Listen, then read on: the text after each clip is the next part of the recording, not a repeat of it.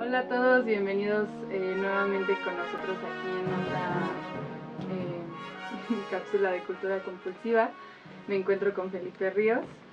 Vamos a estar platicando sobre la novela Juventud, Premio Nobel Sudafricano, de J.M. Coetzee. Muy bien, pues encantado de estar aquí ya en esta Cultura Compulsiva 3.0 que empezamos el capítulo anterior y pues estar con Aranza, una de las lectoras y bailarinas destacadas, ¿verdad? De aquí de la Universidad de Anáhuac. Sí, aquí andamos. Oye, pues más o menos como que leí un poquito sobre lo que trata el libro. La verdad es que es súper interesante lo poquito que leí. Pero ¿crees que nos puedas como, no sé qué prefieres, si contarnos más como primero de qué trata y después como el contexto histórico o al revés? Pues creo que el orden de los factores no altera No, el producto, ¿verdad? Bueno. Bueno, como comentabas, la idea siempre de cultura compulsiva es o bien dar otro enfoque, mirar desde otro punto de vista aquellas obras, películas, discos, libros que ya son muy conocidos, o bien presentar obras, discursos estéticos que no son tan famosos, ¿no? Y que la gente los empiece como a valorar. Y en este caso, fíjate que a pesar de que él ganó el premio Nobel en 2003, ¿no? Coetzee, no es un autor que, digamos, en los círculos, sobre todo de jóvenes, tenga tanta popularidad cuando podría, de verdad, tenerla debido a los temas que trabaja. Sudáfrica, bueno, empezamos a tener de alguna manera una visibilidad con el Mundial, ¿no? Del 2010 y con el Waka Waka de Shakira, pero en realidad es una región con profundos conflictos hasta el día de hoy, ¿no? Desde el punto de vista político, por supuesto que la liberación de Nelson Mandela en los años 90 y la presidencia de Mandela acabando con ese sistema de segregación tan brutal como era el apartheid, ¿no? Este sistema que discriminaba por raza los lugares a los que se podía entrar, incluso los matrimonios que se podían establecer, y que viene, digamos, como un resabio de la colonización, sobre todo neerlandesa y británica, va a ser el telón de fondo de la mayoría, no de todas, pero de la mayoría de las novelas de Coetzee, que la verdad tiene como un efecto tipo Haruki Murakami o Julio Cortázar, o sea, un efecto de adicción. Es decir, empiezas a leer una novela de él y ya no paras, porque lo que quieres es conocer más de ese territorio que, por supuesto, nos llegó endulzado, ¿no? con las notas del Mundial de 2010, pero que en realidad sigue manteniendo unas diferencias, unos problemas, unos conflictos, sobre todo étnicos, raciales, políticos profundos, ¿no? Bueno, pensemos que él es un autor africano blanco, la famosa África blanca, que ya desde el mismo nombre nos habla de la segregación, de la separación, ¿no? Que establecieron los colonizadores, ¿no? Esta novela Juventud que mencionabas forma parte de una trilogía, Escenas de una vida de provincia, que tiene tres novelas cortas. Es Infancia, Juventud, que es la del medio, y Verano, ¿no? Y entonces vamos viendo una, digamos, autobiografía novelada, pero justo de eso quería hablar porque no es como la típica autobiografía de escritores en donde tenemos una como especie de narcisismo exacerbado, ¿no? Como decía García Márquez, los escritores escriben para que la gente los quiera. Aquí no tenemos eso, al contrario, tenemos una fuerte autocrítica, tenemos casi un ajuste de cuentas con su yo del pasado, ¿no? Y además unas novelas que están escritas no en primera persona, no con una especie de narrador protagonista, sino en tercera persona, ¿no? Es decir, es como una especie de Coetzee maduro que se mira a sí mismo cuando fue niño, cuando fue adolescente y bueno, en la primera adultez, que es la última, que es Verano. ¿Por qué partimos por Juventud? Pues tiene varias novelas. Porque me parece que sobre todo la gente que sigue la sección puede encontrar muchísimas vinculaciones, identificarse rápidamente con lo que le va pasando a este personaje en su salida de Sudáfrica, ¿no? Entonces, digamos, por eso fue elegida la novela para entrar en el mundo de Coetzee. Leí justo como una parte en la que explicaba que aquí hay como, o sea, en juventud especialmente, es como una crisis existencial, ¿no? O sea, que él no entiende, o sea, más bien se va para poder encontrarse, ¿no? O sea, pasa de estar en Sudáfrica y se va a Londres, ¿no? Y después a Australia. Entonces, ¿cómo, o sea, para las personas que ven esta sección, o sea, qué les dirías del mensaje que tiene atrás este libro como en nuestras vidas? Bueno, justamente uno de los puntos de quiebre de la narración es la salida de este joven, ¿no? Ya nos ha contado en infancia justamente todo ese periodo formativo, todo ese periodo de pérdida de la ingenuidad eh, en Worcester, en Sudáfrica, y la intención siempre, debido sobre todo a su vocación de ser escritor, de salirse, ¿no? de Sudáfrica y bueno, y establecer un contacto ya mucho más directo con la cultura que a él le interesa, que son pues la poesía inglesa, ¿no? O al menos el mundo anglosajón de la literatura, y se va a Londres, ¿no?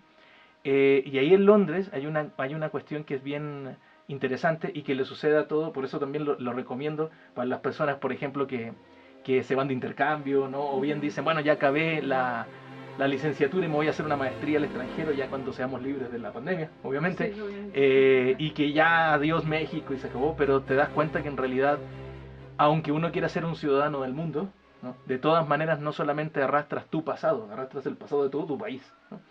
Y eso empiezas a establecer en las noches de insomnio a las 3 de la mañana unos conflictos muy fuertes. Y él quiere ser escritor, quiere ser poeta, pero lo que le, digámoslo así, ¿no? Aunque tampoco es tan dramático ni radical como lo voy a decir, lo que alcanza a escribir es un diario de vida, ¿no? Y es lo más que alcanza a escribir, un diario. Entonces está como bloqueado en la parte creativa, pero escribe un diario. Y obviamente en la juventud, ¿no? Uno juega a ser dramático, juega a ser a que los problemas son más grandes siempre, a que el mundo no te entiende, cuando en realidad casi podríamos decir que todo joven es como el Dr. Jekyll y Mr. Hyde, es su propio enemigo de alguna forma, y eso es lo que lo va volcando. Hay unas secciones largas, de hecho, que están, unos párrafos, que están trabajados siempre con preguntas. Es decir, más que tener las certezas de que realmente está pasando lo que está pasando o se está percibiendo este joven Coetzee, este joven John, ¿no? Lo que está delante de sus ojos, se pregunta, ¿no? Entonces, claro, la pregunta, la duda, ¿no? Las interrogantes son propias de esta etapa, ¿no? Propias de la etapa de un joven de 20 años. Eh, y en Londres hay una cuestión muy crucial, digamos, que tiene que ver con su educación sentimental, es decir, pues sus primeras relaciones a veces con mujeres mayores, por ejemplo, ¿no? Que piensa que bueno, por su condición de ser mayores le van a enseñar más cosas de la vida, al final se da cuenta que no, ¿verdad? A veces pasa.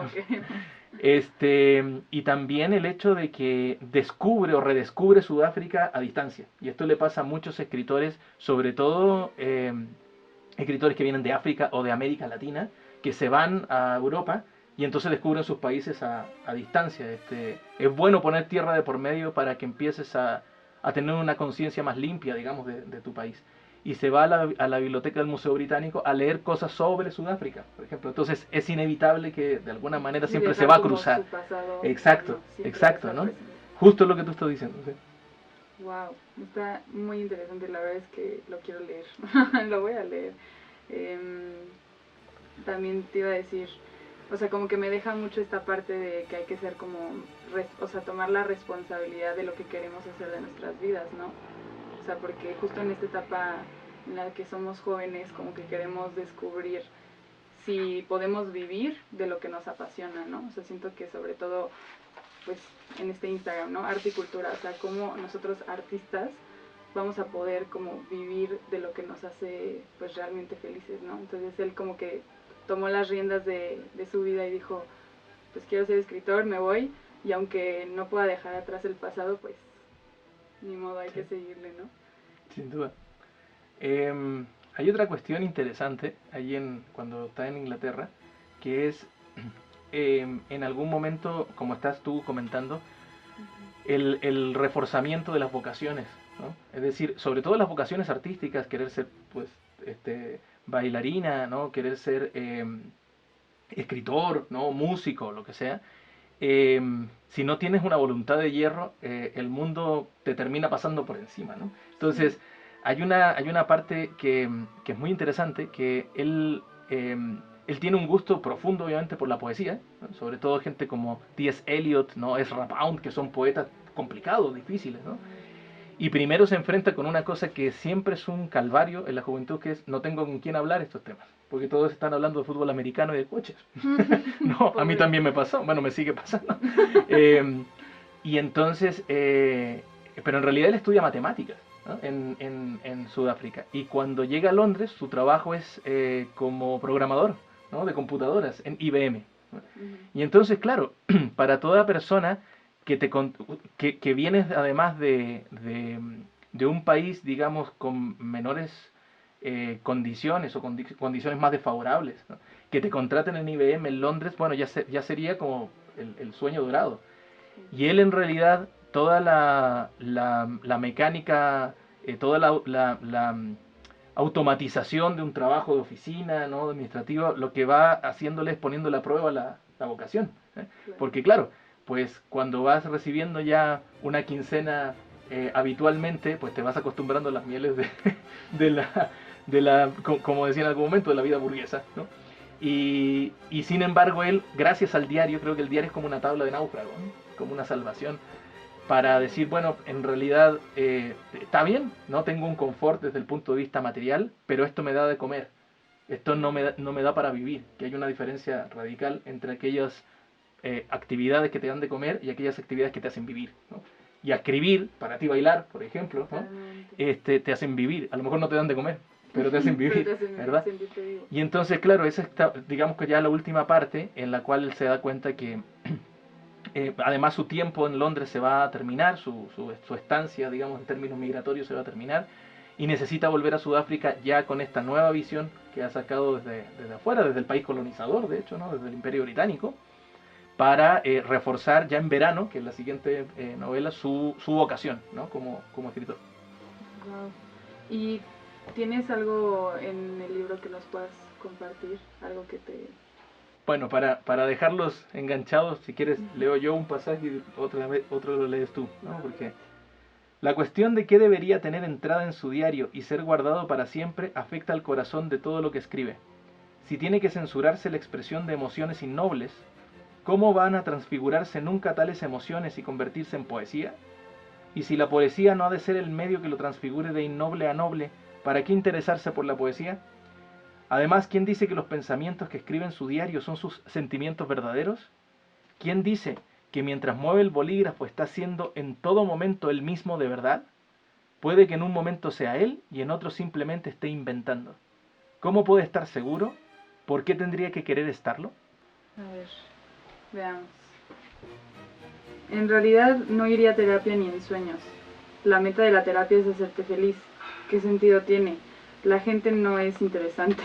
Mejor aceptar la carga de la infelicidad e intentar transformarla en algo que valga la pena. Poesía, música o pintura. Eso es lo que él cree. Wow. No, pues la verdad con esas aportaciones del libro sí me quedo con muchas ganas de leerlo, de saber un poco más sobre él y todo esto que aporta de... Bueno, me impactó esta parte de cómo sabes que estás siendo tú mismo totalmente haciendo X cosa, ¿no? En su caso escribiendo, en el caso de otros pintando, bailando, etc. Pues muchísimas gracias, Felipe, de verdad este momento es muy muy enriquecedor. No, yo creo que no solo para mí ni para ti, sino para todos los que nos escuchan y nos ven. Y pues nada, te agradezco mucho. Al contrario, pues es la idea, ¿no? Que también les demos una suerte de bálsamo, como hablábamos, una tabla de náufrago en momentos complicados, ¿no? Como estos. Ya sabemos, pues la literatura, el cine, la música, la pintura, la danza, ¿no? Son los que nos salvan del naufragio, así que a seguirle por ese lado. Y nos vemos en el siguiente Cultura Compulsiva.